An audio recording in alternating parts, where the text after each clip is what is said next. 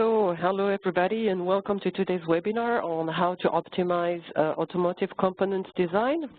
My name is Shaba Judair. I'm Marketing Manager at Extreme. I'm the host for today's webinar. Our presenter is Sylvain Calmels. He's a Business Development Engineer here at Extreme. So there will be a Q&A session at the end of this presentation. If you have any questions, please type your question down in the Q&A or the chat window. We will try to get them answered during the Q&A session at the end or shortly after the webinar. So here is now Sylvain. Yeah, thank you, Shaba, for the introduction. So hello, everyone. My name is Sylvain Calmels. So I'm working for Extreme Engineering as a business development engineer for the automotive industry. So my role at Extreme is to support the automotive industry in general, to identify the need and to orient the development and the applications of our tools in order to make your job more efficient with reinforced plastics and composite materials in general. So today we will address one point, which is how to be efficient, especially in the early design phases of the design of reinforced plastics components.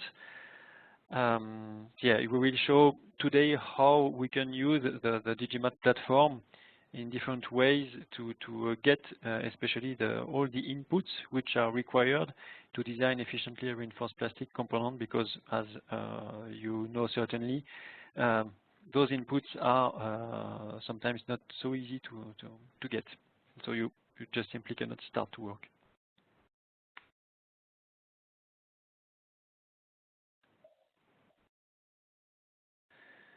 So I will start by presenting just the global view of the solution that we are proposing today to address the early design stages.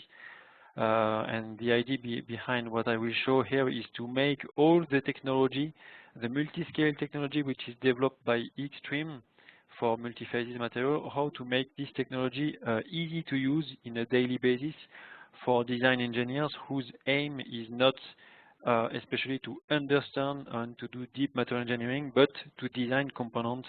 So the idea is to help them in saving time in their daily work and being able to focus their attention on the design work, really.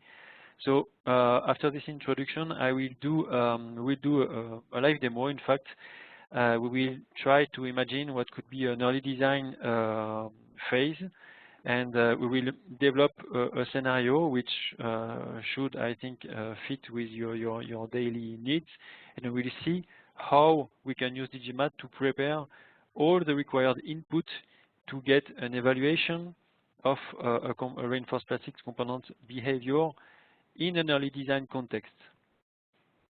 And in the end, we will take a look at one case study, which is about the integration of our technology by a company named Socaris, whose concern was really this point. They wanted to integrate our technology, but they were specialists about metal design, but not reinforced plastics. But they didn't want this integration to have a too big impact on their organization, and they wanted to be able basically to use the same organization, the same tools, the same environment, but just adding one more feature with this capability to develop reinforced plastics components into their portfolio.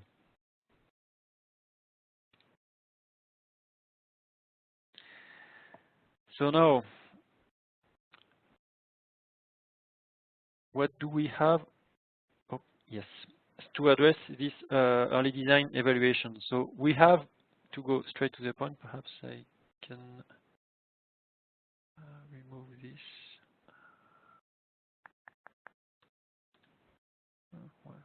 Yeah. So we have developed one tool. I won't explain exactly all what is Digimat. I think it's not the aim today. So Digimat is a multi-scale material modeling platform. The aim of Digimat is to be able to predict the behavior of reinforced plastics and composite components behavior. And we are using multi-scale homogenization techniques for that. And so we have developed a series of tools, and one of them is Digimat RP with a fiber estimator embedded in there. And this tool, Digimat RP, is here to ease really the integration of all these techniques to set up a job which will account for the effect of the fiber orientation distribution on the final component behavior. So the aim of this tool is to help the user in following a very simple workflow, starting from the initial FE model, which will be ready to run with an isotropic material model, and just how to pick up a material model, set up, assign this material model to your component, get the fiber orientation for your component, and submit your calculation in the end in order to get the results which will account for the effect of fiber orientation on the local behavior or in terms of stiffness or strength or thermal expansion, and well, everything which could be linked to the fiber orientation.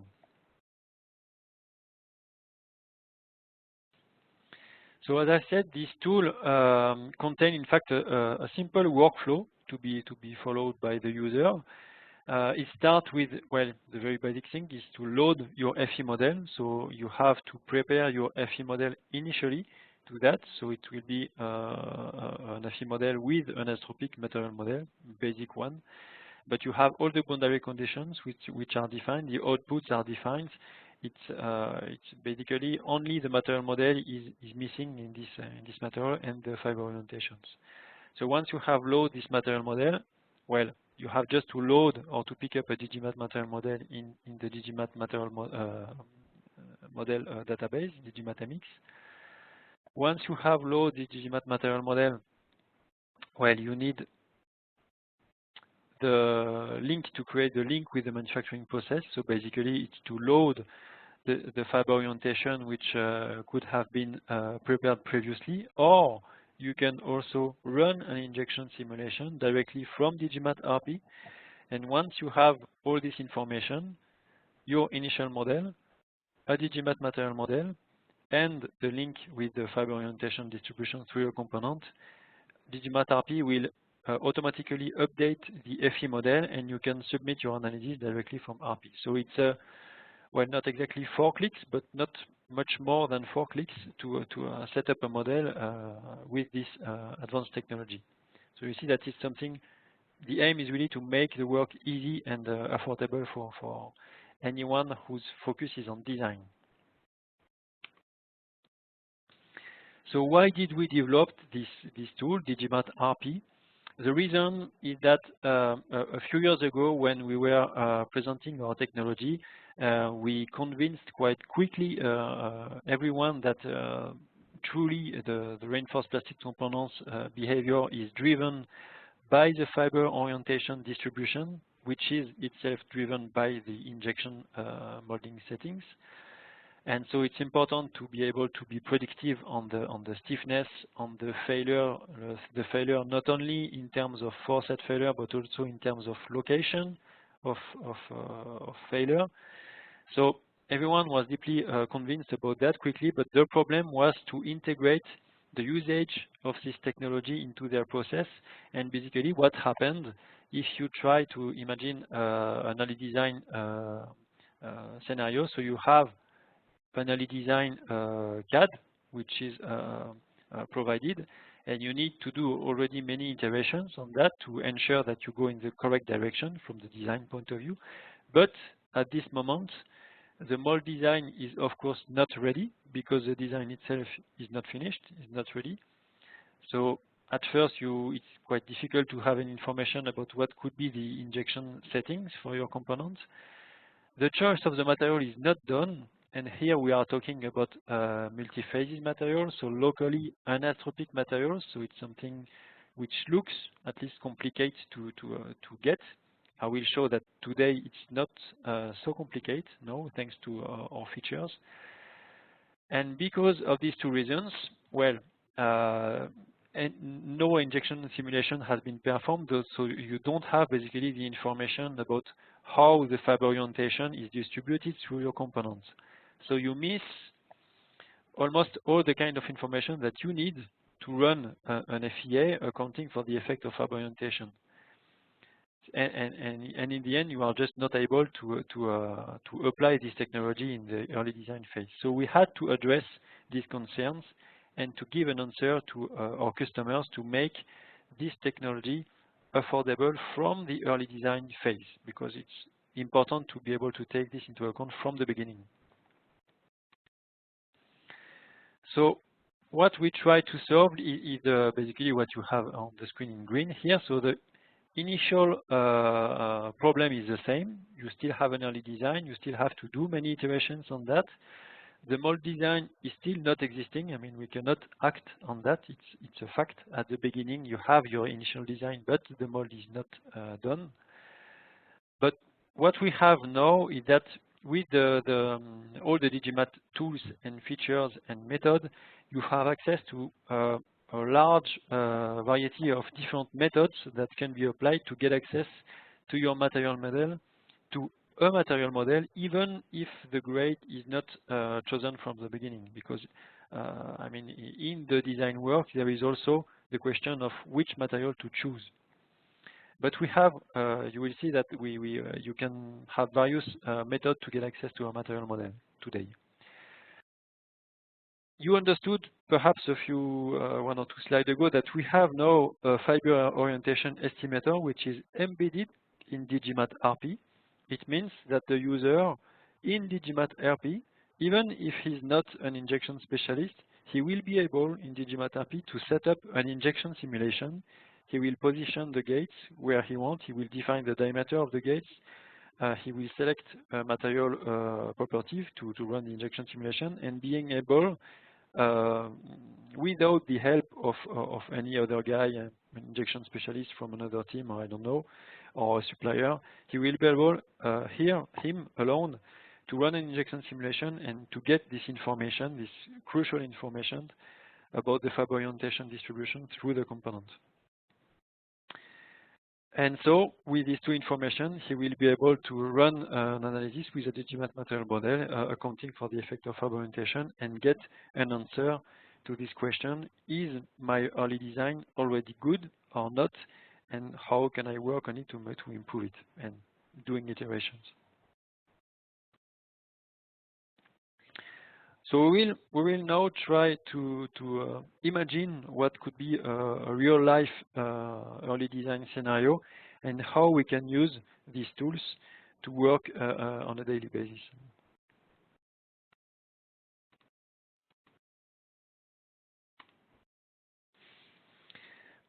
So let's imagine this early design scenario. So we have 3 guys here who are all together in a meeting, and their job, the all of 3, their job is to progress in the design of a component made in reinforced plastic. So it's the very early stage of that. The component is well, for the sake of this exercise today, it will be a simple one, a clip made in reinforced plastics. They have a target which has been defined already by the project in terms of stiffness here in this case. And we have here a design engineer which will provide the CAD data basically and the targets to the team. We have a material specialist which will be able to provide his proposition in terms of material choice. What kind of material can we try for this early design stage? And we will have a CAE engineer who is in charge of doing the evaluation and test the many possibilities that can be identified during this meeting. So at first, which material can be used? So he has to test different materials and to evaluate which material will be the best to reach the targets. But he will test also how many gates and where he can position gates on his component. So for this, he can get help perhaps from a molder, a molding specialist, who will indicate to this guy at least where he can position gates and where he cannot position gates. But these inputs are quite simple to be provided. So these three guys will meet together and will define this initial questions, I mean, and the CA engineer will be able then to start to work. So the first question is, okay, we have identified two material grades that we would like to test in this case. So we have identified a PA6GF30 or a PPGF50. So now the point is we are in an early design phase. So we don't want to involve lots of resource in material testing to do the material characterization and to take 2 or 3 weeks to develop a material model in that. We just want to identify which candidate could be the best. So we have to be efficient, to be quick, and to work with, let's say, a minimum set of data. So here I'd like to point out the three main way of get a multi-scale material model in real life. So the first one that we have on this list is what we are calling the quantitative approach to create a material model. So this method is well fitted for advanced design. By advanced design, I mean the latest phases of the design once the material has been chosen, and that we can agree to give an effort to measure the material behavior and to create a very accurate material model. But in our case, it's not correct because, well, it required too much effort and too much time at a moment where the material grade is simply not chosen. So you cannot apply this for all the grades that you would like to test. You have to be more pragmatic. So for this, we have two other methods, what we are calling semi-quantitative one and qualitative one, which are well fitted for early design. And the reason is that with these two methods, you can get your material model or in a few seconds, if you are lucky, for example, and that your material model is already existing in the DigiMatAmix database. In the DigiMatAmix database, we have already 20,000 material models, which are ready to be used. From elastic models, viscoelastic models, elastoplastic model with failure, elastoviscoplastic model with failure. So you have already lots of choice for different temperature, from -40 to 160. Well, there is a lot of material model available, but I mean, we don't cover here all the grades available on the planet. So in some cases, your material model won't be available in the DigiMatAmix database. So you will have to build one for you. And for this, you can apply what we are calling the semi-quantitative method. It's a method that we are using quite often by Xtreme when we are doing engineering service projects for our customers.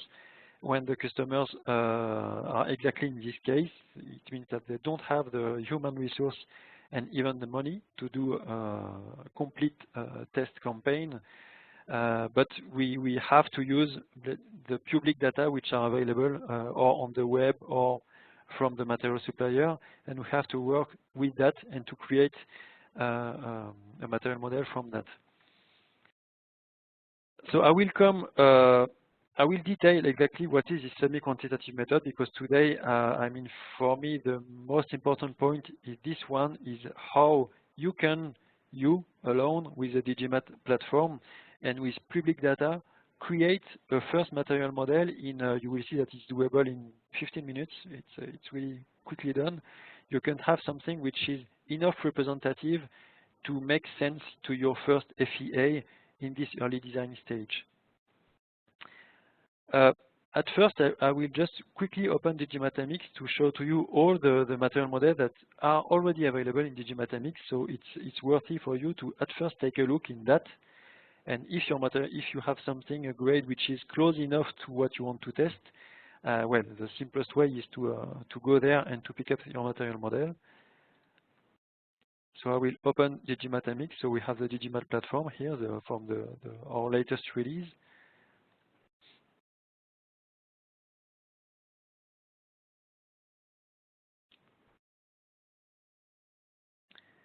Here we are.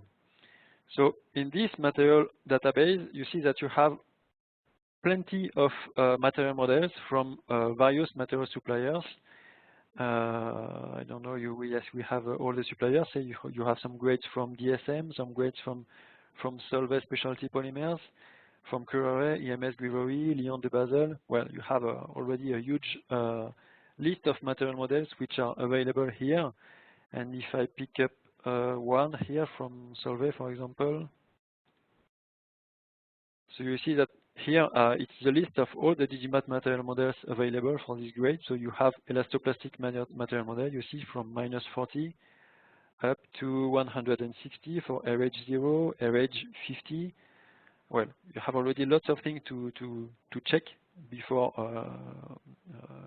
putting more time on this work.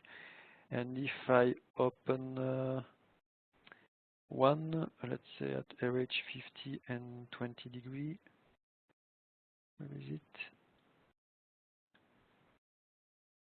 Here.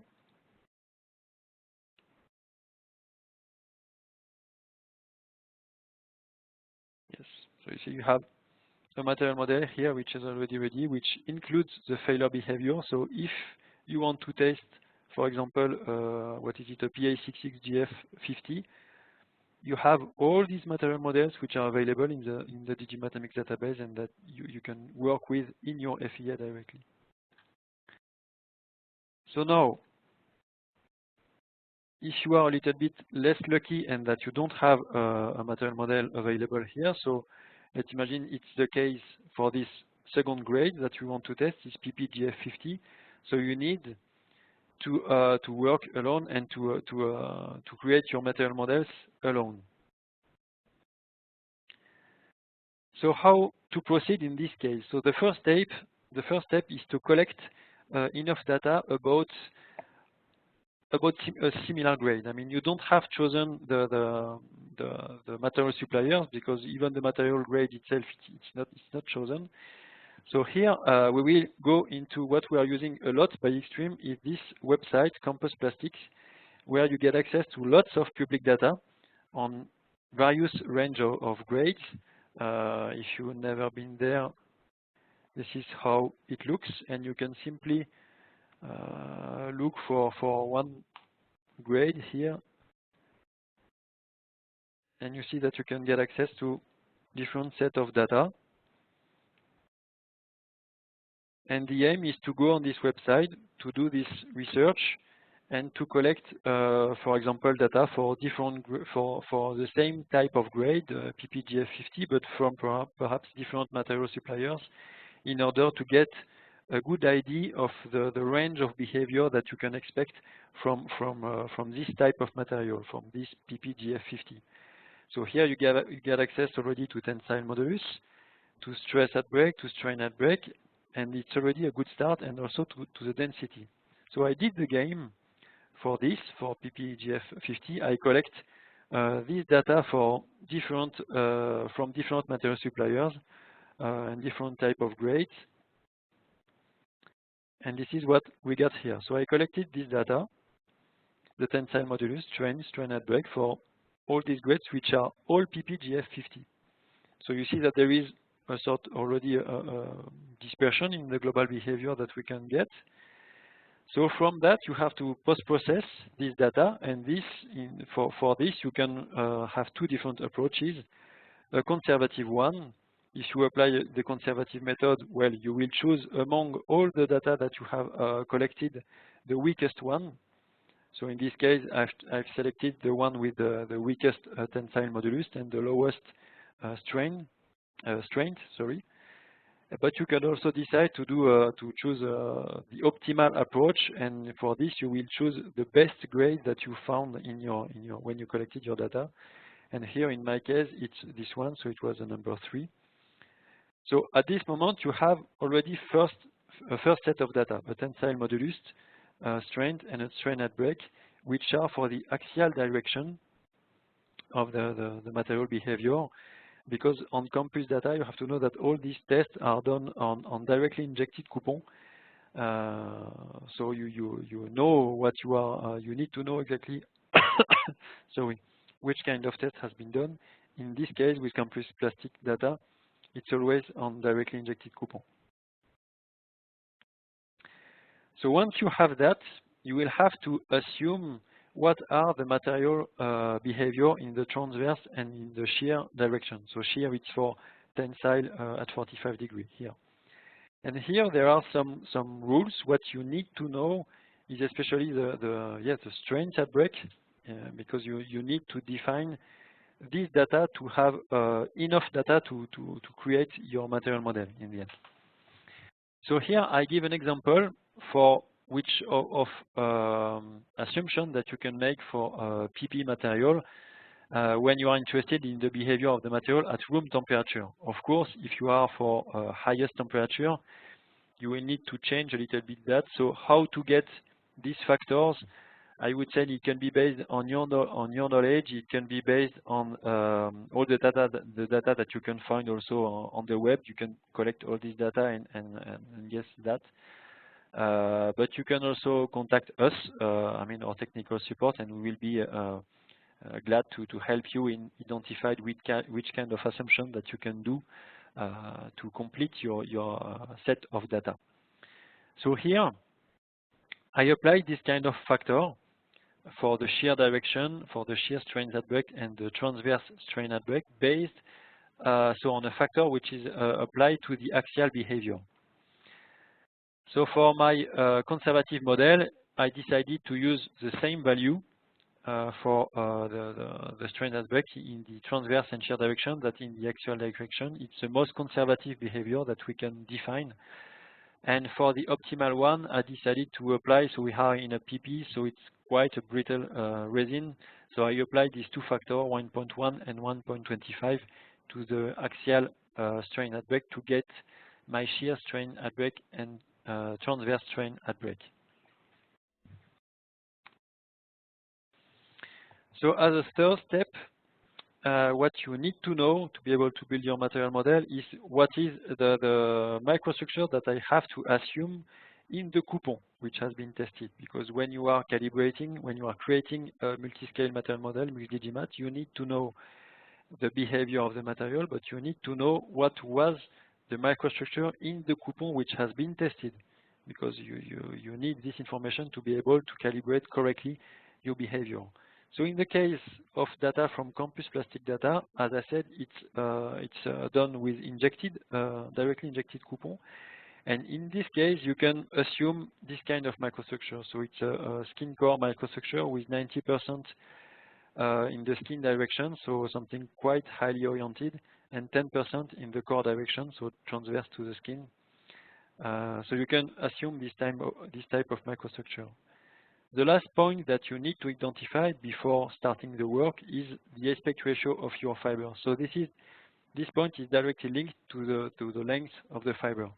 If you are working on a short fiber material, you will have something between 10 and 25, depending on the length of your fibers.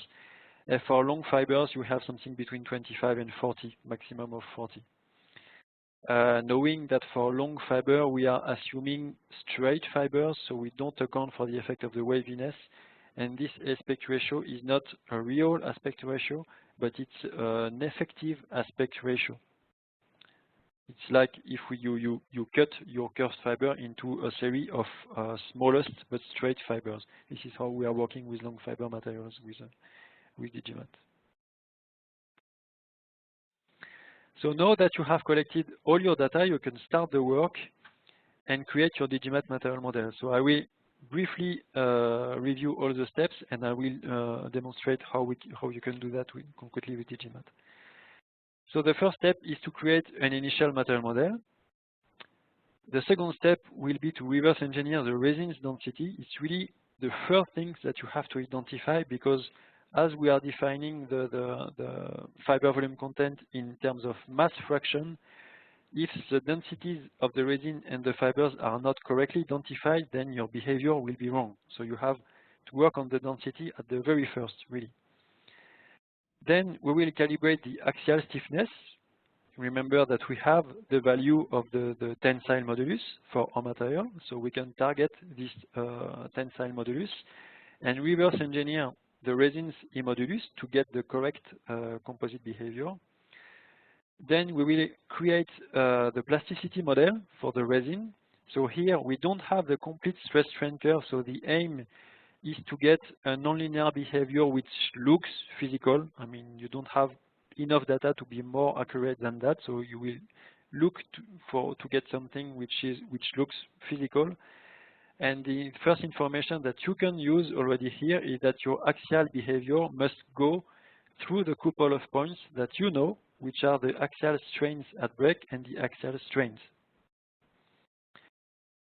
Then from that, you will run 3 analyses in DigimatMF at 0 degree, 45 degree, and 90 degree. For each of these analyses, you will define a maximum strains which is equal to the strains at break that you have identified. The aim of that is to create 3 curves that we will use as targets to calibrate the failure model, in fact. So once you have done that, you export your 3 curves into TXT files. You will define the sample for the failure model, which will be an FPGF strain-based Salkey 3D transversely isotropic failure model. And once you have done that, the work in DigimatMF is finished, and we will go in DigimatMX to use the automatic reverse engineering tool to calibrate properly the failure model, in fact. And we will use these 3 curves that we have created to create the model.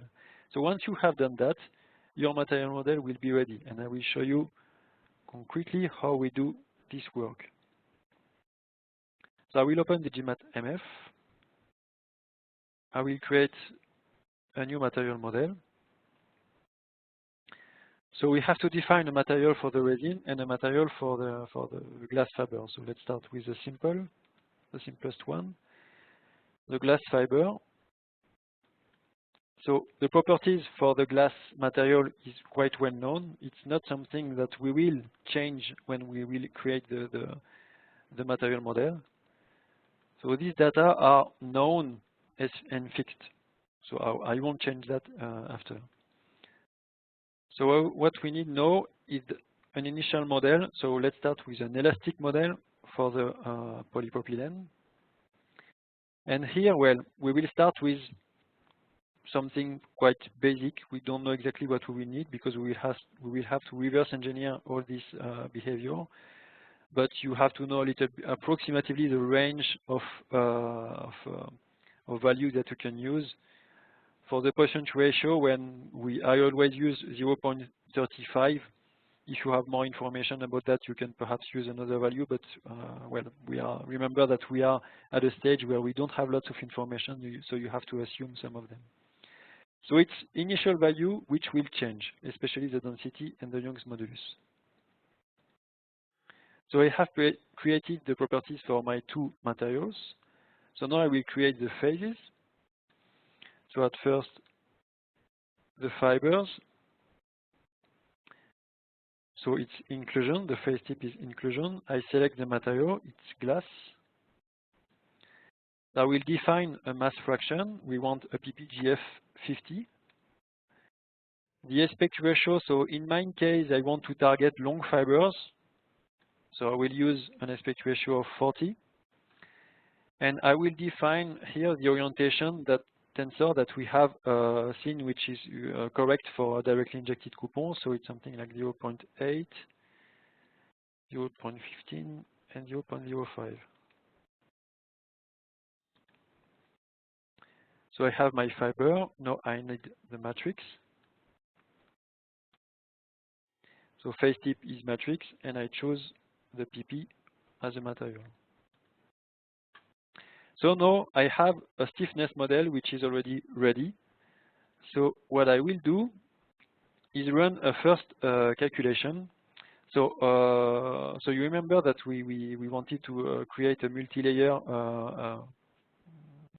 RVE with a skin and core, but for this first run, where my aim is to reverse engineer the resin's density at first, I don't need that. So I will run at first a basic job, a tensile job. And what I'm interested in here is to check what is the density of my composites. So you can go in this bullet stiffness to the engineering constant, and you have the global density of your material. So here it's 1.43. So it's not correct, because if you remember, my density here should be 1.33. So now the game is to iterate on the resin's density to get the correct global density of your material in the end. So, well, it's something quite quickly done. So the game is to change your density here until you get the correct global density of your material. So in my case, I will try to go straight to the correct value if my memory is good. So I've changed the density in the resin, and I run a new analysis. Yes, my memory was good. So I've got now the correct global density, 1.33. 1.33, it's what I wanted to get as a global density. So now that my densities are correct, so it means that my ratios between the fiber mass content and the matrix mass content is correct. I can start the work on the stiffness.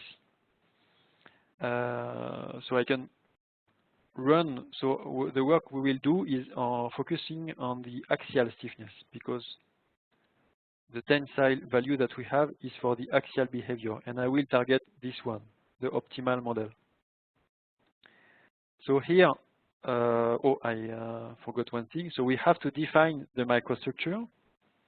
So at the moment, now I have a monolayer microstructure, but remember that we wanted to take into account the effect, the skin core effect. So I will define the skin. So we wanted to have 90% of the skin in this, in the direction 0.8, 0.15, 0.05. So I create that, and I will create the core, which represents 10% of the thickness and which will be oriented at 90 degrees compared to the skin. So now I have my microstructure which match correctly, what is the typical microstructure of directly injected coupon. So now I can run a tensile analysis. So here we have it, 0 degree, we have the tensile direction, the axial tensile direction. I will already define here, I will take some advance, a peak value in terms of strain, which is the strain at break, here, create, and I run my job. And now I can work on the stiffness. So simply, so you cannot get access here to the stiffness value through the engineering constant, because it's a multi-layer RVE. But you can get access here through the stress strain curve, and the game is quite quick. You position your cursor at 0.01 here, for example, and you see here, you just double click, we are at 11,500 MPa. So we are a little bit too low. So I will increase slightly the resin's Young modulus until I get the correct stiffness. So again, I did the game before, so I know a little bit the value I have to choose. I run again my analysis. And now, yeah, I have something which is a little bit better. Perhaps I can do one more iteration.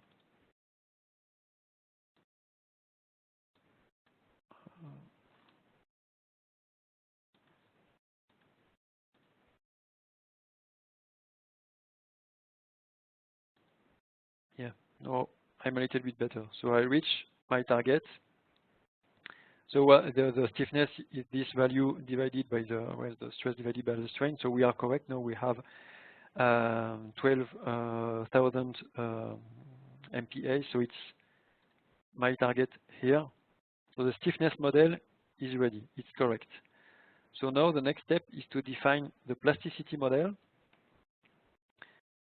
So for this, now I will just change the property of the resin for elastoplastic. I keep the default parameters here. So we have still the same density and the same Young's modulus. So we will have to define yield stress, hardening modulus, hardening expanding, and linear hardening modulus to get a global curve which makes sense. So one point here, so we will define the plasticity. One parameter that we will use as target is the strain at break and the stress at break for the axial behavior.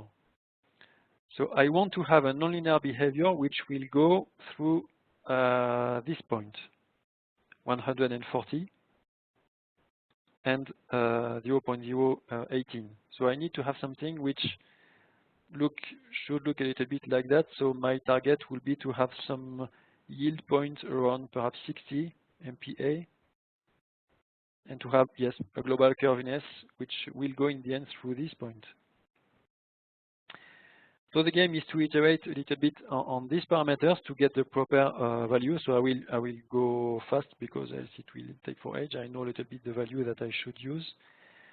So here it's something like this.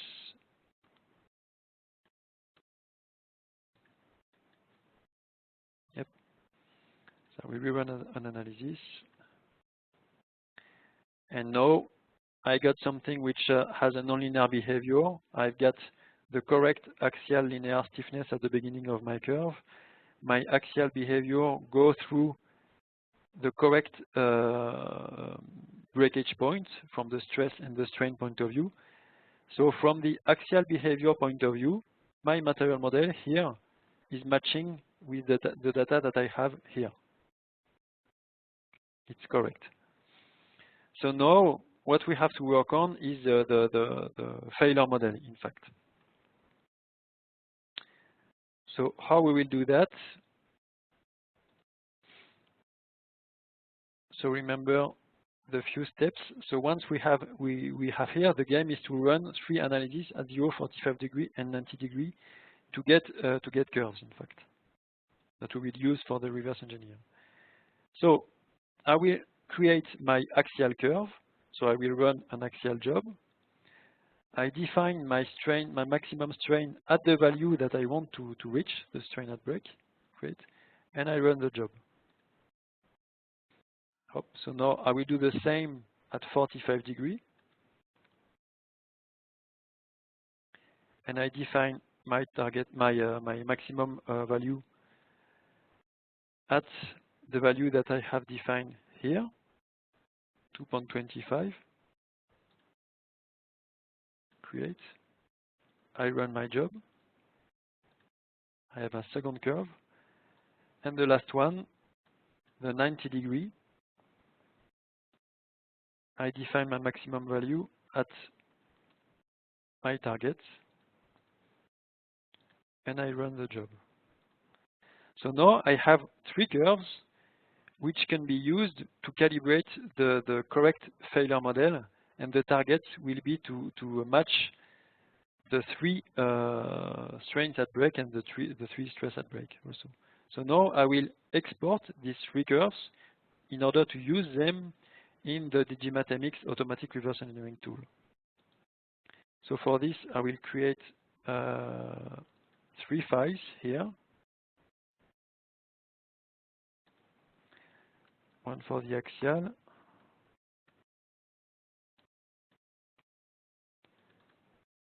one for the shear,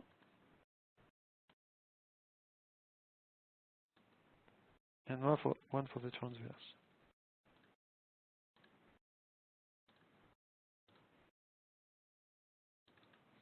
And I will export my curves into this text file. So I use this feature. You can export directly. I send it to the clipboard. I select the first curve, data, up, and I copy it simply in my file.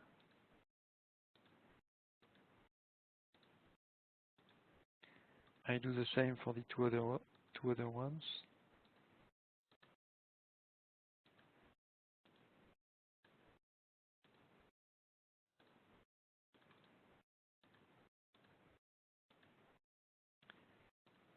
Up, the last one, the transverse behavior.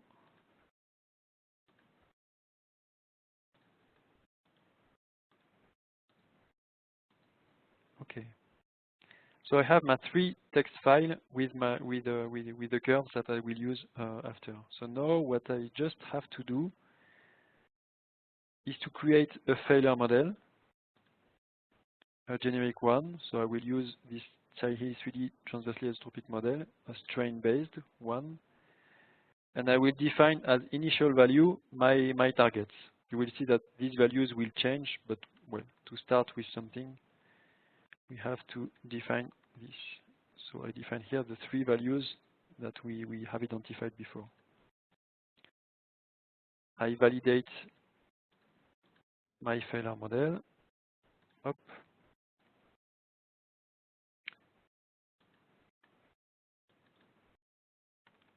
Yep. And I save it.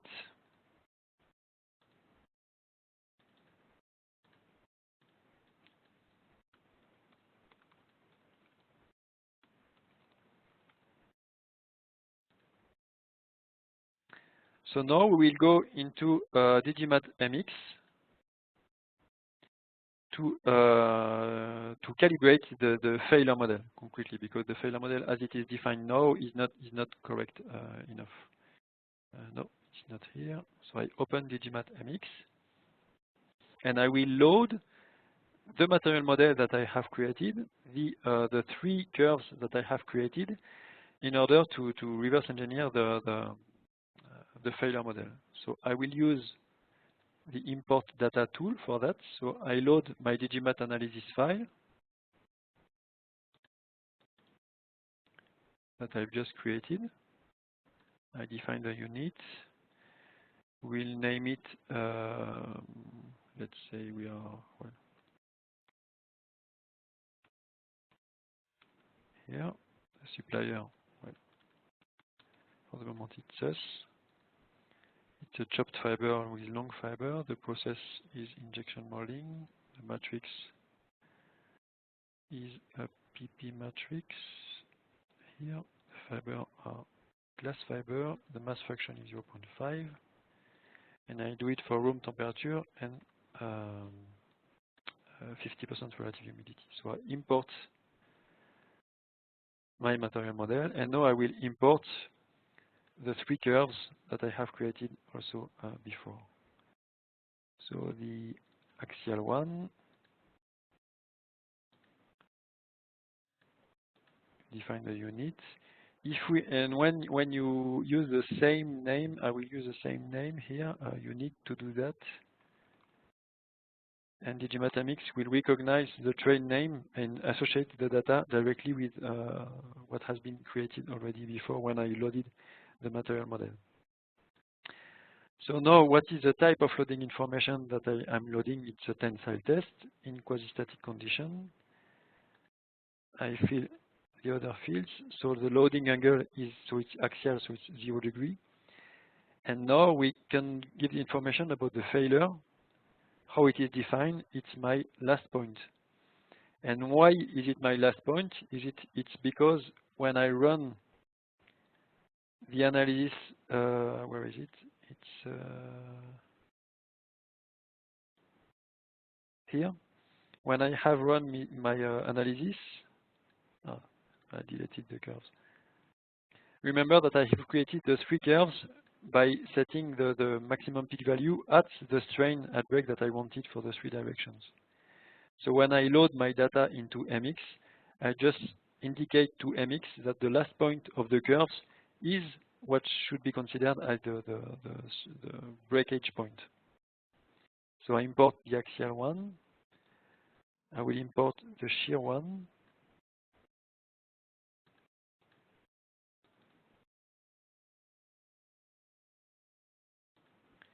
And the transverse behavior one. Take care to correctly fill the loading angle because it's important for the reverse engineering calibration behind. So now I have loaded all my data in Digimat MX. Now I'm able to use the automatic reverse engineering tool to calibrate correctly the failure model. So now I have to select my data. So at first I select the material model. So it's here the material model that I have created just a few minutes ago. I just select it, and I will do the same for the experimental data. So here we have the 3 curves that I have loaded just right now. Again, I select them. So here we can find in the selected files the material model and the 3 curves. So now that all these are selected, I can open the reverse engineering tool. And what we want to work, so you can calibrate different behavior, you can calibrate the stiffness, and here we are interested in calibrating the failure behavior. So I want to reverse engineer the failure indicator. The DigiMat model is the one that I have selected. The experimental data are the 3 curves that I have created previously and selected. The microstructure is the one which is already defined in the DigiMat model. So we find again the multi-layer microstructure here.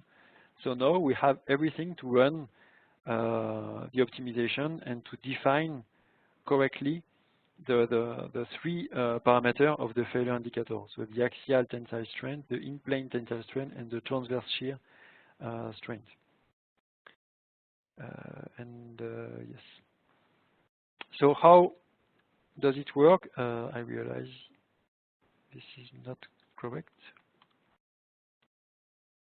I did a mistake. Yep. So now it's very simple. You start with defining a range of research which is 100%. So it means that the tool will look from 0 until 2 times the mean value that we have filled here, so the initial value. And you run simply your optimization, the automatic reverse engineering tool, to get the best value in order to match with the targets that we have defined with these 3 curves. So you can follow the progress of the optimization.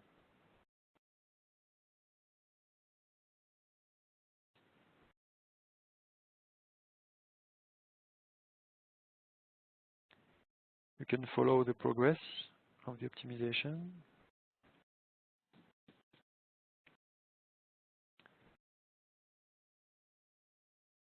We are close to the end.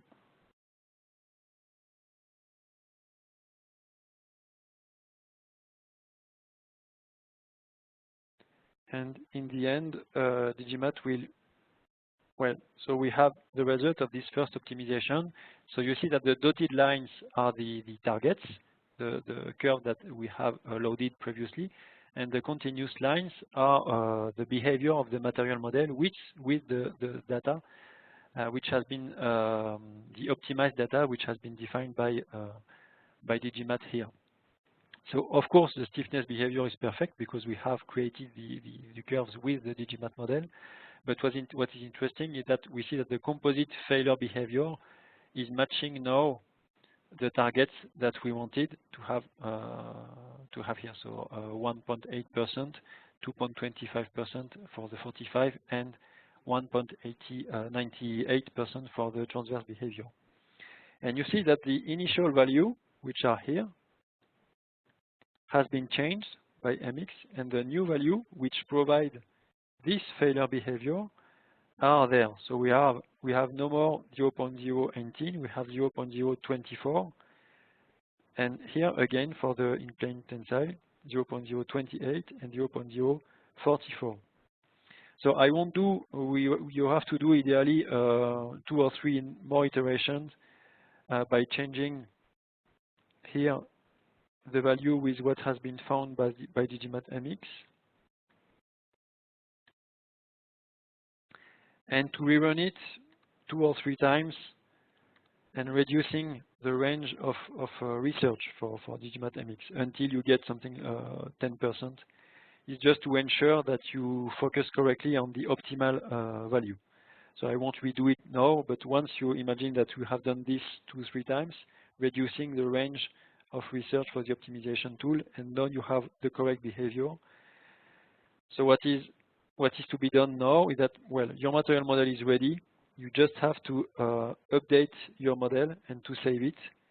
So it's simply a question of clicking on this button and you save your material model. And you can close this. And if you look into the DigiMat material model which are available now in Memics, you have two models. The first one, which was the one created previously in DigiMat MF, and the second one, which is an updated version of the first one with the correct failure behavior that we have just reverse engineered now. So now your model is ready.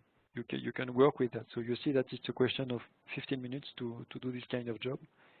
You just have to save your database, and you can go back to the rest of the work. So your material model is ready. Your early design material model is ready to be used. So you can now proceed with the following tasks. So yes, now the next task is to create your model, your FE model. So for this, I've shown to you DigiMat RP. So DigiMat RP is this tool. So we have one material model which is ready now. We have an FE model which is ready, and I will load it directly now. So I load my clip model here, take care of the unit system. So we want to design this. So now I can load the DigiMat material model that I have just created before, and I will pick it up in DigiMat MX directly. We have it here. It's this one, so you select it, export and quit.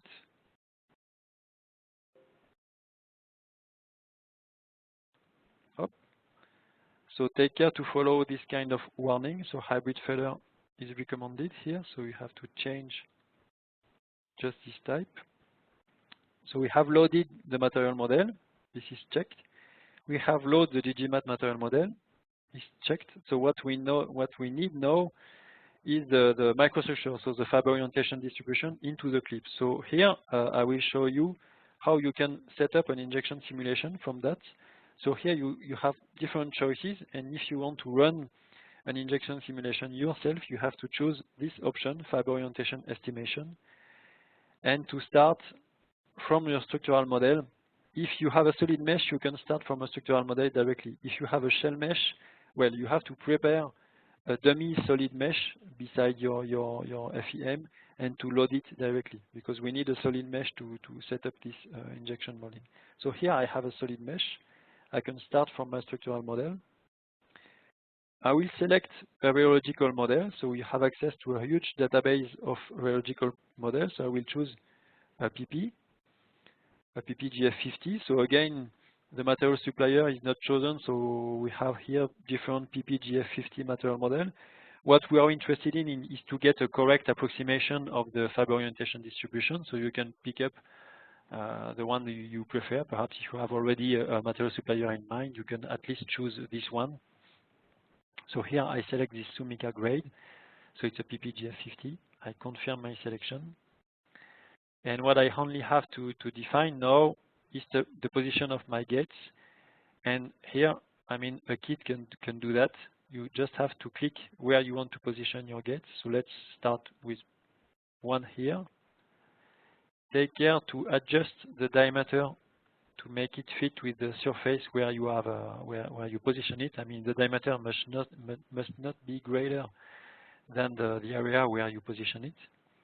So let's put it one here and another one here. Hop. So we just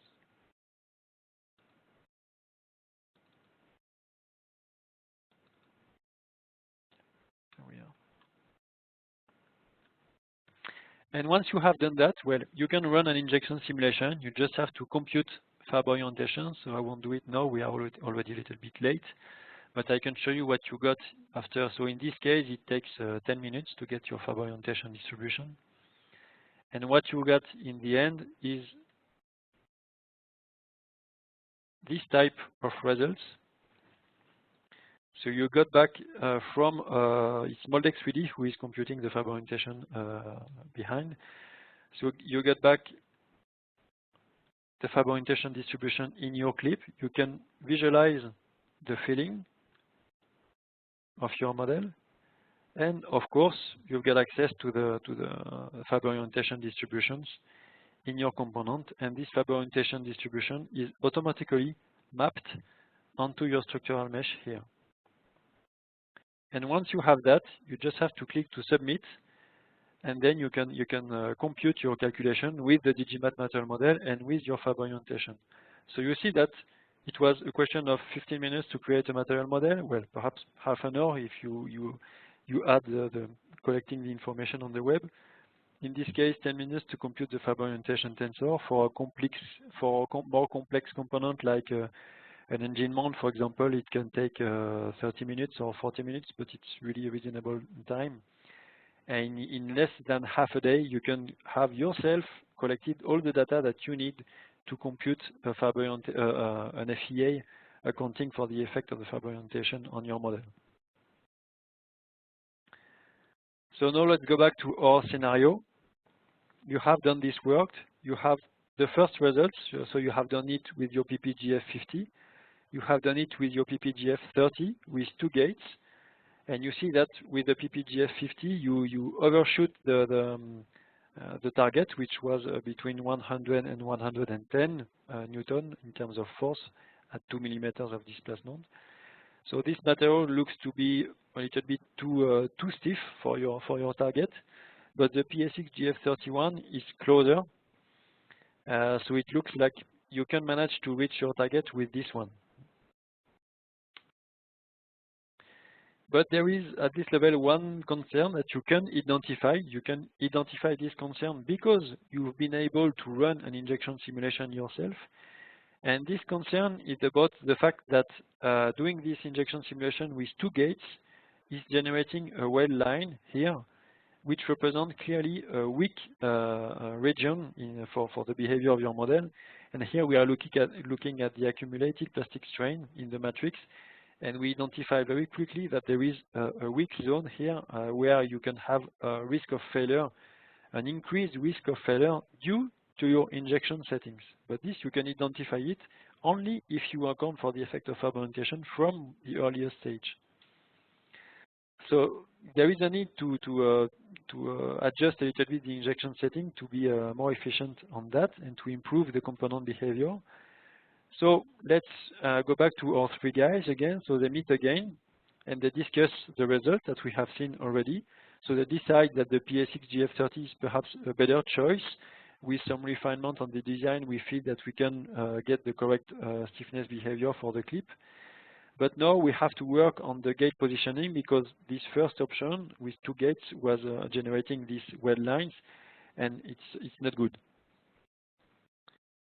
So now the game, I will go a little bit quicker because we are already a little bit late. The game is to go back into Digimat RP and to rerun an injection simulation, but with only 1 gate. And this will remove the weld lines that we had at the first stage. And so you have now a new result with the fiber orientation distribution with an injection simulation with only 1 gate. And you see that the stiffness is even a little bit better than with 2 gates. So it influences also the stiffness behavior of your component, and you can identify it quickly thanks to this capability in Digimat RP. So you have progressed in your definition of the best design for your component. And now, if you look again at the accumulated plastic strain distribution in the matrix in your component, you have not anymore these weak zones which were generating by the weld lines. So it seems that your design now starts to be quite good, and you can go at the next step.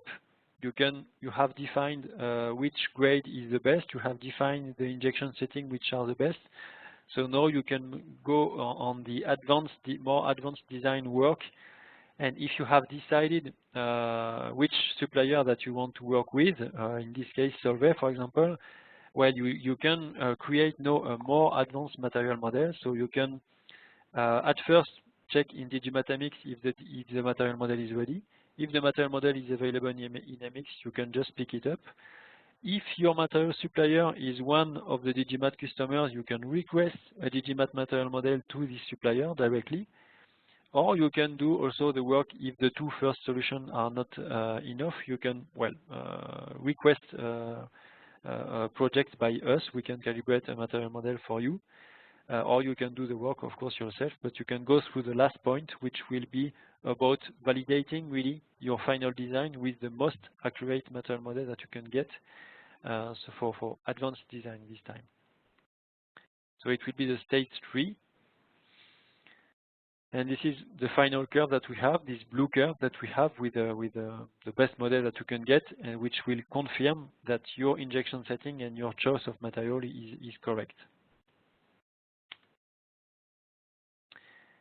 And in the end, so you have done your job. You managed to, from the very earliest stage, you've managed to work with accounting for the effect of fragmentation and to be efficient in your process. I mean, the aim is to be able to complete this kind of scenario in a reasonable time frame, so something like 1 or 2 weeks if you want to reiterate a lot, but not several months like it was the case, I mean, a few years ago.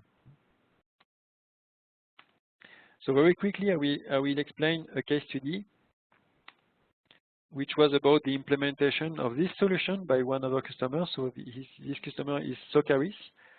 So Socaris is a company which is a specialist in the development of lightweighting components, but they were very specialist in doing this for metallic components, but they want to increase, to develop their portfolio of products into reinforced plastics components, but they wanted to have something easy to integrate into their organization and their existing environment. So they wanted to apply our solution. They wanted to account for the effect of fiber orientation because they understood that it was an absolute requirement to design efficiently reinforced plastics components. And well, these questions was how to get access to an accurate material model from the earliest stage and how to get access to fiber orientation prediction. So we have presented to them what I've shown to you just during this presentation, and they have applied it to one of their components. So it was an engine mount in this case. And this draw show how this has been integrated into their existing workflow. So in blue here you have all what was already existing in by Socaris, and in green all the new tasks which has been performed in Digimat RP. So starting from the beginning, they do like they are used to do. They do an initial topological optimization to get an initial design. They have prepared a first FE model from that, and then they have played exactly the game that I've shown to you. They have loaded, they have created or pick up a material model existing in Digimat MX. They have run a fiber orientation estimation directly from Digimat RP. They have generated their input deck and run the simulation. And then they got access to the correct failure behavior. They've been able to identify the risk of failure in their component very quickly. And then they've been able to simply do this loop several times to iterate on the design and to optimize the design without, in fact,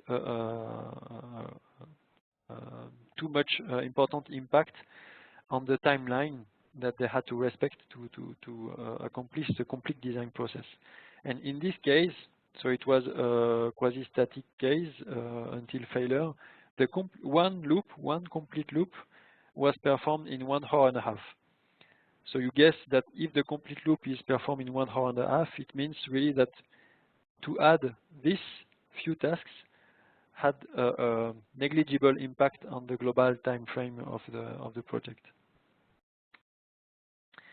So in the end, for them, the benefit was quite clear. They've been able to improve their simulation prediction for reinforced plastic component by integrating our technology. They get access to new design parameters because they get access to the microstructural information in the component to be able to design it properly. And all this technology has been implemented smoothly into their existing environment. So in the end, they had no significant change in the organization. They get new skills. They've been able to propose new products to their customer, and it's clearly for them a big gain in terms of productivity. So if you are interested in that, of course, don't hesitate to request a free demo license to try this technology, and we've been really pleased to help you in acquiring this technology and being able to develop and to design efficiently reinforced plastics component. And that's it for me. So now I'm open to your questions. Thank you, Sylvain, for this very interesting session. So let me check quickly the question that we have. I think we have a couple.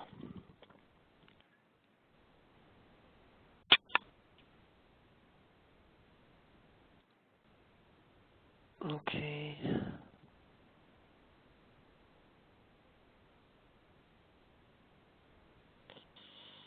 I have a problem viewing these questions.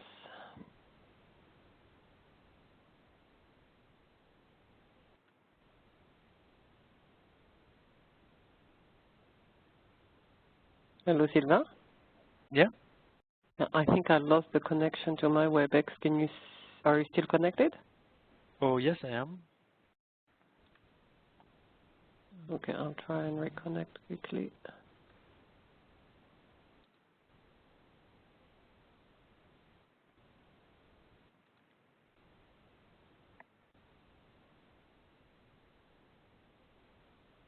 Are you able to see the questions?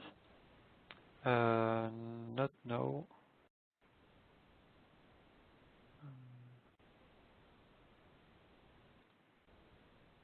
If I go there.